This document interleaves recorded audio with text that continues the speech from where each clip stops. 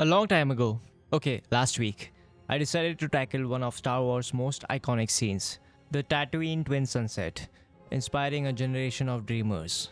Today we are bringing that scene to life using Blender. Did you know the sunsets of Tatooine were actually inspired by real-life sunsets of Tunisia right here on Earth?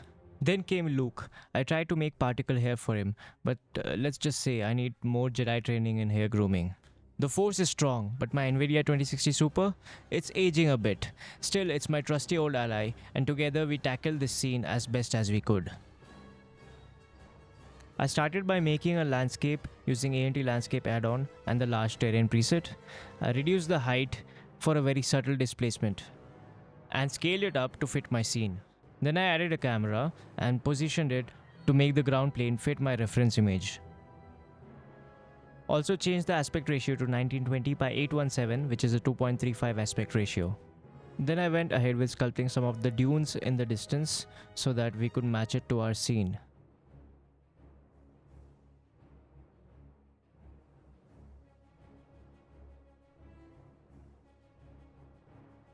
Then I added some micro details on it with a smaller brush size. You can also use a texture in the brush to give it more realism and make it look like sand.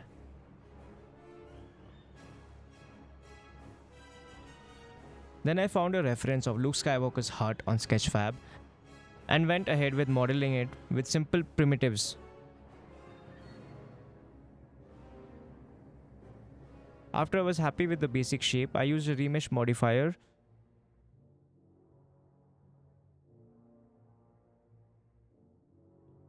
and then UV unwrapped it for texturing.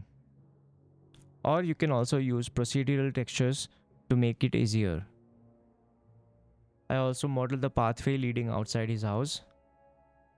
Then I added a cube, scaled it up to fit my scene and added a principal volume to it. I added two UV spheres and positioned them back in the scene to simulate the sun, and I added another one because we have a binary star system on Tatooine. Then I added an emissive material for both of them and gave them different colors according to the scene in the reference. I used a quadratic gradient texture to make the sky. There's a full video up here if you want to see more about the process. Though I liked the sky, it was casting a weird light onto it, so I added a light path node, a mix shader, another background texture, and connected a sky shader to the background texture. Adjust the sky texture to get the lighting that you want, and plug the ace camera ray to the factor of the mix shader. Then I added two suns and set the colors and position and direction to match the lighting in the scene. I also made a procedural sand material for the landscape.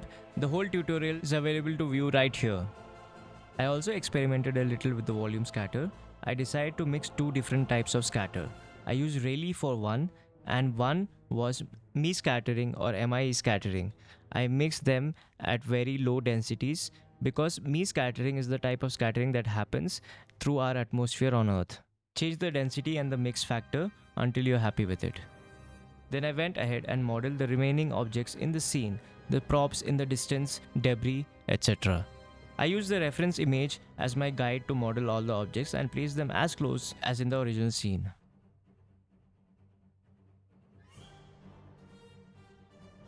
Then there was the vaporator in the distance. I found an image of it on Google and proceeded with modeling it with very basic shapes and primitives. Placed it in the scene and moved it back to fit my reference. Then I modeled the other props and objects around Luke Skywalker's hut. It was all a matter of matching the perspective and modeling with very basic shapes and primitives. We're starting to get somewhere now. I added some textures to the props from Blender Kit. Just use your imagination and choose what fits right. I knew that with my 2060 I won't be able to achieve complete photorealism, so I wanted to go a bit of a stylized route. After texturing all the props in the distance and the midground, I refined my dunes in the sand to fit my composition better. Hop into Vertex paint mode and paint a different color over the parts where you want to blend with your different material. I wanted to blend two different colors of sand material for the raised dunes and the rest of the landscape. You can use an attribute node and a mix shader between two different materials and use the vertex group that you just painted. In case your textures are reversed, just flip the shaders in the mix shader.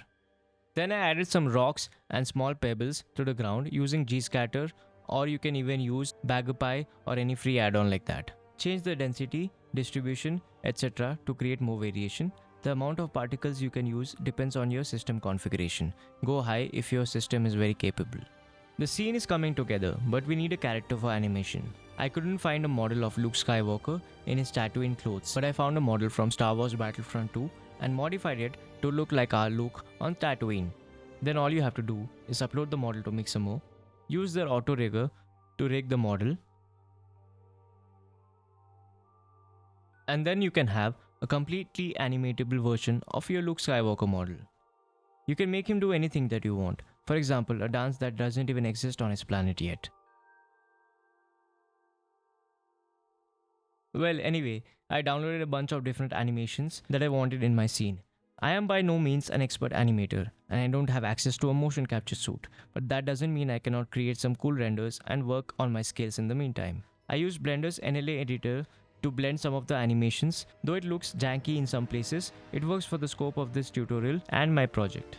It took a while to figure out how to blend the animations together, and it's still not perfect. So once I figure it out, I'll be making a video about it. I literally used empty objects to snap positions between the different animations and blend them together.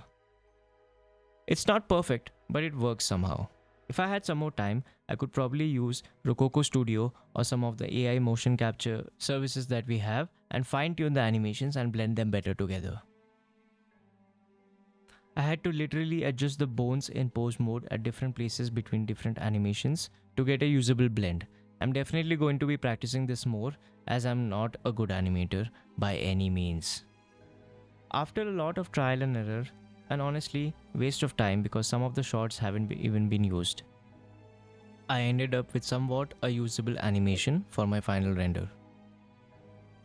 For the final touch, it's time to make some clouds for our background. Add a UV sphere and scale it up on the y-axis. If you want, you can go into edit mode and use proportional editing to give it a more cloud-like shape instead of starting from a base UV sphere. This step is not mandatory, but it helps with realism in the clouds. You can shape it and scale it up however you want. Let's add a subdivision modifier and a displace modifier. Use a clouds texture to give it more realistic displacement. You can increase the strength of the displacement modifier if you now go to add volume and add an empty. Move it and position it to coincide with your cloud. Now add a mesh to volume modifier on the volume empty. This will create a volume in the shape of your cloud object. You can hide your main object to view it. You can also increase the density in the modifier settings. There's also voxel resolution, which is at 32 by default, but you can increase it to anything from 64, 128 or any other number according to the distance of the clouds from your camera.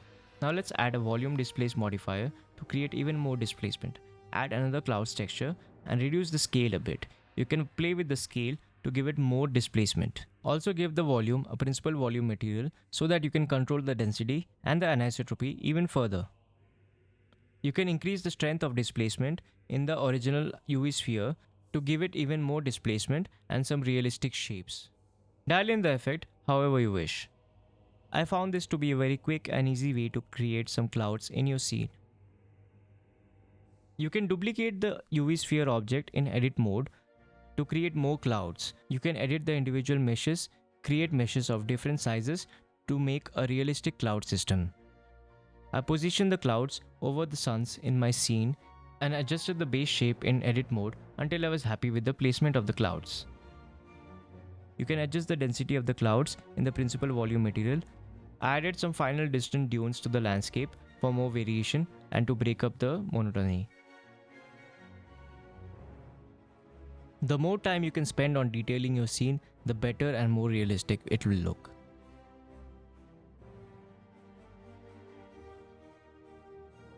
To move the clouds in your scene, don't move the volume object. Move the UV sphere that you made the volumes from. But you can animate the position of the volumes to make some moving and changing clouds. I know it's not perfect, but it was a very good learning experience to try to create a realistic scene from a movie and see how much realism can I achieve in it. As an animator, I definitely have a long way to go, but I'm happy with how the scene turned out ultimately with the amount of time I spent on it. There's always room to grow. Next time I'm aiming for better atmospheric depth, smoother animations, and maybe, just maybe, a fully groomed Luke with hair simulations. And there you have it, the Twin Suns of Tatooine, reimagined in Blender. But this isn't just my story. Now it's your turn. Recreate your favorite Star Wars scenes and share them with me in the comments. This is my final render. I hope you like it and stick around with me every week to see me improve and learn along with me on the way. Drop me comments to let me know what you think. Subscribe and follow for more videos every week.